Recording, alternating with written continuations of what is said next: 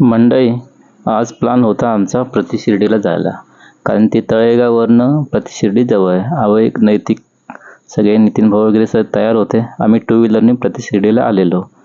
हे बघा, बाहेर लहान मुलांची खेळण्याचं हे चालू होतं. एक नैतिक बाहेर खेळत आहेत आणि प्रथम पाय हे करून हे बघा प्रति शिर्डीचा घुमट वगैरे प्रति शिर्डीचा मंदिर आहे पुढे. तर प्रति शिर्डीमध्ये आम्ही आलेलो आहोत. आता हे प्रवेशद्वार आहे. आतमध्ये अलाउड नाही हे करायचं, शूटिंग करायचं, त्याच्यामुळे आम्ही आतमधून काही दाखवणार नाहीत. तर बघा, हे प्रति शिर्डी मंदिराच्या बाहेर आल्यानंतर मंदिर आहे दुसरं एक. बघा काय सुंदर हे केलं, एकदम हे आपलं म्हणजे एकदम पेंटिंग डेकोरेशन वगैरे बघा. सगळीकडे असंच एकदम नीटनेटके टापटीप पण आहे. म्हणजे साफसफाई एकदम व्यवस्थित आहे, क्लिअर आहे, चांगले आहे. दिसायला पण एकदम बघा एकदम सुंदर दिसते, नक्षी कोरी वगैरे. आणि हे श्री शनी शग्न याचं आहे. इथे लेडीजला म्हणजे आतमधून दर्शन घ्यायला अलाउड नाही, बाहेरून दर्शन घेऊ शकतात.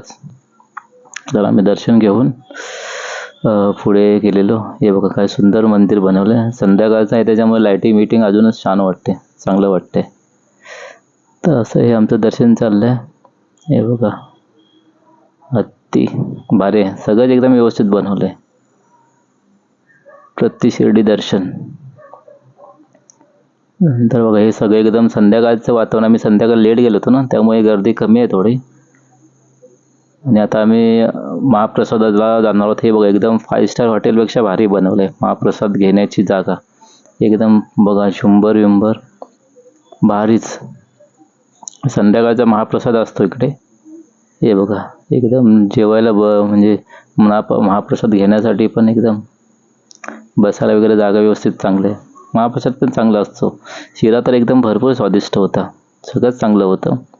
हे बघा समईला कसं हे करून ठेवलं आहे, चांगलं वाटतं. एवढी मोठी समई आहे, सुंदर सजवलं आहे.